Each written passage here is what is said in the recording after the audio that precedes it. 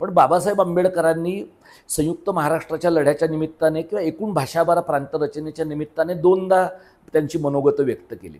पहिल्यांदा त्यांनी असं म्हटलं की भाषावार प्रांतरचना करू नये आणि भाषावार प्रांतरचना करायचीच असली तर एका भाषेचं एक राज्य करू नये, एकापेक्षा अधिक राज्य करावीत.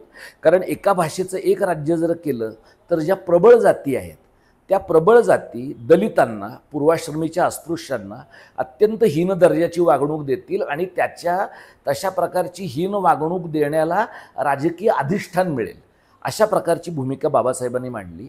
पण दुसऱ्या त्यांच्या पुस्तिकेमध्ये त्यांनी म्हटलं की जर मद्रास तमिळ लोकांचा आहे, कलकत्ता बंगाली लोकांचा आहे, तर मुंबई मराठी लोकांची आहे.